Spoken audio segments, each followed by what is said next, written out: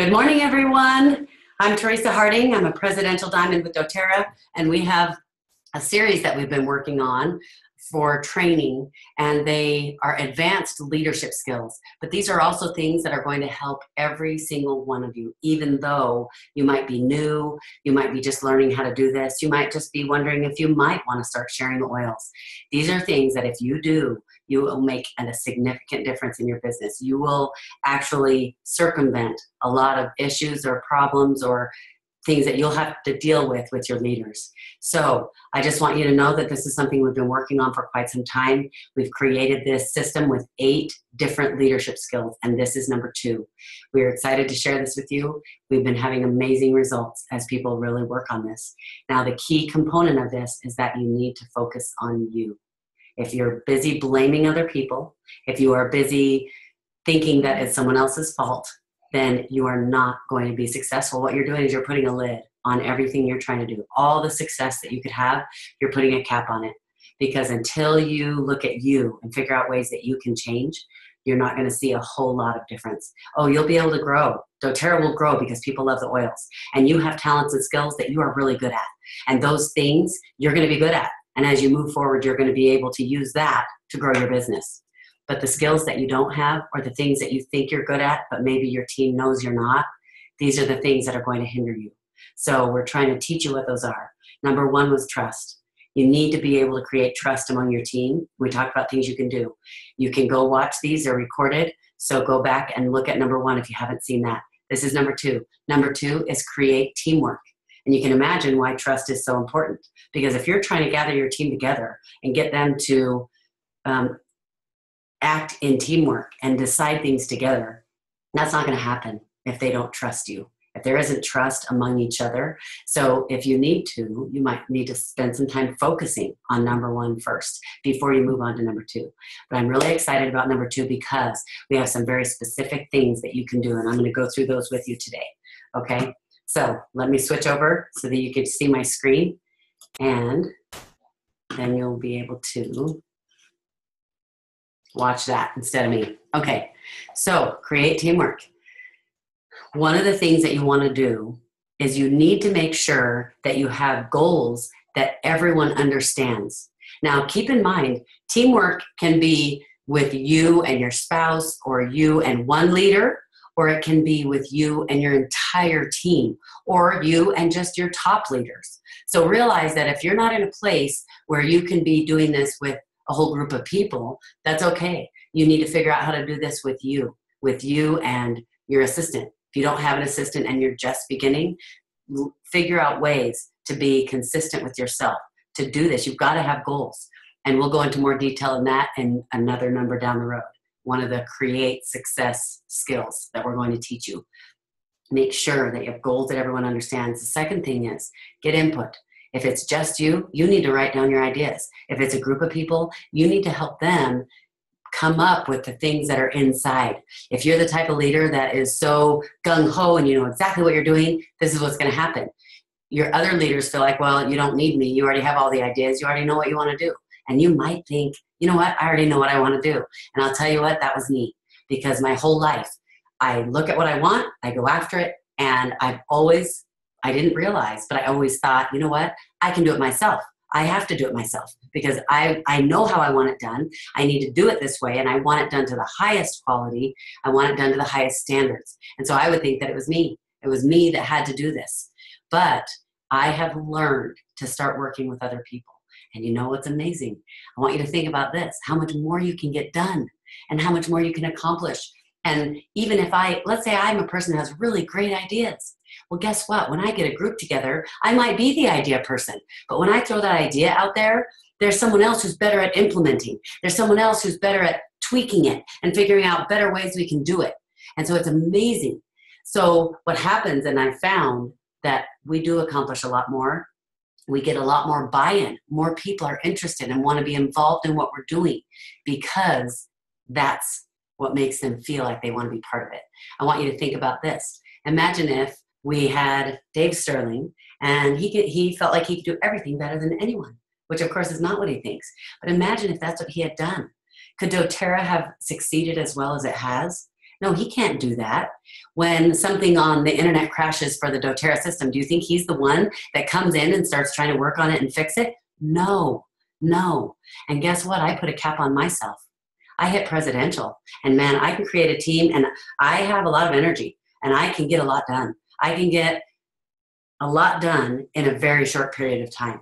So at my pace, I could create Presidential Diamond working a lot by myself. I learned from a million people. I didn't at all think I did it by myself, but I kept trying to do all the work. I kept trying to be involved in everything and making sure every little thing got done. And I could do that. But guess what? I also got cancer.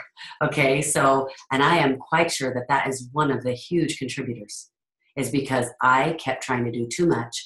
I didn't get enough sleep. I didn't take care of me. I didn't take care of my immune system. My immune system was always low. I was always getting sick, but guess what? I would start to get sick and I'd use the oils, and so then it was fine. But if you're getting sick, if you are not getting enough sleep, if you're tired, what that tells you is that your immune system is low.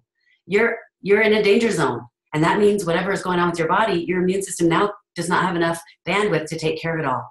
So this is not only powerful for business, it's also powerful for your health. Okay? The next thing is you need to help your leaders to feel like it is safe, a safe place to be. Every person is unique. Every person is different, and they have something to contribute. Everyone has something to contribute. And if you think they don't, you have an attitude problem.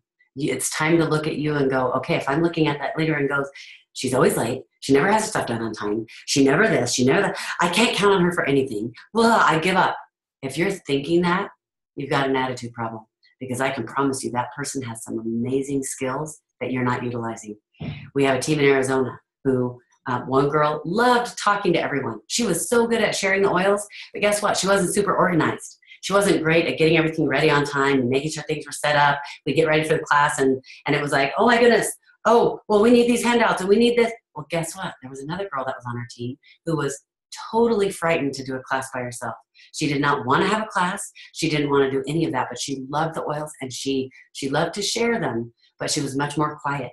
And guess what we found out her skill was? She was amazing at making sure things were ready for the class. She got everything ready. And yes, we want to teach them eventually to start doing some of these things more on their own.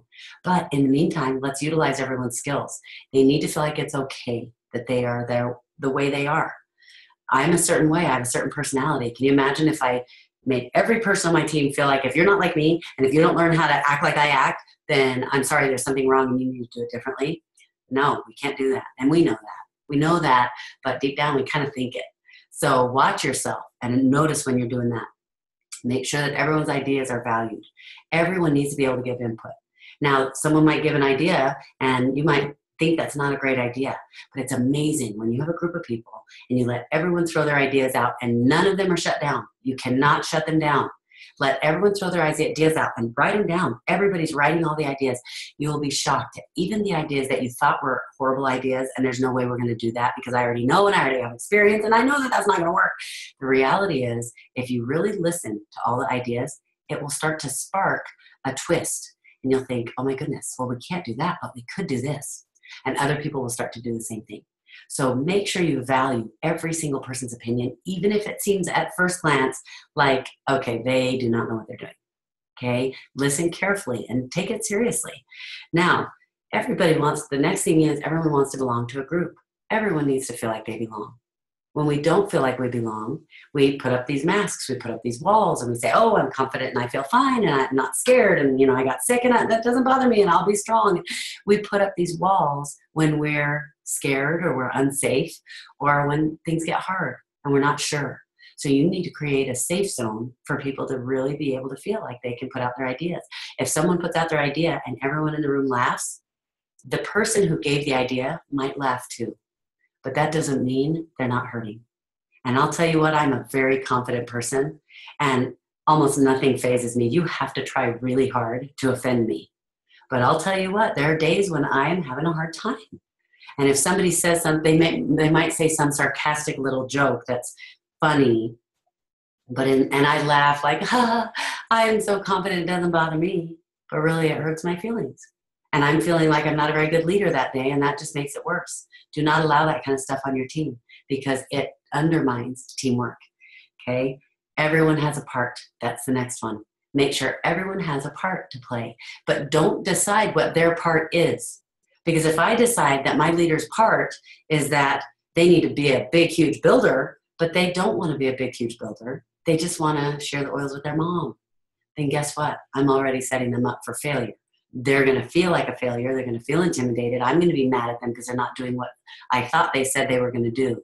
So the goal is find out what it is they want. You know me. Those of you who've seen my trainings, you know it's all about them. It's all about finding out what's best for them and what it is that they want. When we know what it is that they want, then guess what? Now we can help them get it, and we can figure out an assignment that works for them. So for example, you might be having a class and someone on your team they say they don't want to build, but you notice that they always are helping people with the oils. You tell them that. You say, you know what? I've noticed that you're amazing with the oils. I know you don't want to build, but we're going to be doing this class where, if you're going to come, because I know you like to learn, she always comes to the classes. You say you usually come to the classes. Can I ask you if you would greet the people, because you're so good at making them feel comfortable. And that way, when they're there, before we get started, if they have questions about the oils, you can help them find it in the book. You see what I'm saying? I don't need her to be a builder. I want to find out what will help her feel included, what will help her feel needed and a part of the group, because that's important. That's really important. Okay, the next thing is find a way to help them be successful. So for example, let's say I give someone an assignment. We've worked it all out. I've followed all these ideas, and I've got somebody who totally wants to be involved. But every time we give her an assignment, it's never done like it's supposed to be done. Never. And I can't count on her. I'm getting fed up. I'm getting frustrated. Guess what? Now what I'm going to do is I'm going to say, okay, what you have to realize is you have set it up improperly. Doesn't mean that they have some responsibilities that they haven't done, but that's not what we're worried about. I'm not worried about what she did wrong. She can worry about that. I'm worried about how to help her find success. And I haven't helped her find success yet. If that means that as we're giving out assignments, and I know or I'm worried that she's not going to complete her assignment, maybe she's supposed to have some handouts ready by Tuesday. Okay, then what I'm going to do is the week before, I'm going to say, hey, I was thinking, I had some ideas or I had some free time, and I was thinking it might be fun to get together and do some handouts and, whatever. Make it fun. Don't make it feel like, okay, I know you're not going to get this done, so I'm going to pretend like it's fun, but really I'm just trying to make sure you get it done on time. Make sure it really is. It really is. You want to spend an hour with your girlfriend, and you're going to have fun and get it ready. So I want you to remember some of these, and I'm going to turn the time over to Chelsea in just a minute so she can talk to you a little bit more. She is amazing at teamwork, and she and I have learned a lot together because she's helped me learn how to be a better leader, and I think I've helped her too. So as you work together with anyone, you have to learn how to work together and create teamwork. So I want her to talk about some of her experiences, some of the things that she knows, because she's really good. But I want to leave you with an assignment, and this is the assignment. What I want you to do is I want you to create a plan. It's not some big, huge thing. It could be something that takes you 3 minutes to write down. I want you to write a plan that includes 3 things. Okay? Number 1, I want it to include a way to diagnose if there's a problem. That might mean, okay, once a week I'm going to look at my team and write down the things I'm concerned about or the issues that I have. Okay? So you're going to have a process for diagnosing the problems on your team or with a person or whatever. And it needs to be private. These are not things you discuss with other people, okay? Number 2, you're going to find a way to analyze what to do about it. And that, again, might just mean you might have a once a week meeting with yourself where you do all 3 of these things, just quickly. You just kind of decide them, and then you work on them that week, okay? So first you're going to diagnose, then you're going to analyze it, and then you're going to resolve it. I want you to have a way to resolve it. And at first, you might not know how to resolve it. You might think, well, I don't know what to do about it. We'll go back and look at these bullet points that we've talked about and decide which of those you're going to work on that might help with the issue. And I can promise that those bullet points are going to be the things that make the difference in your business. So you guys have a great day, and I'm going to turn the time over to Chelsea.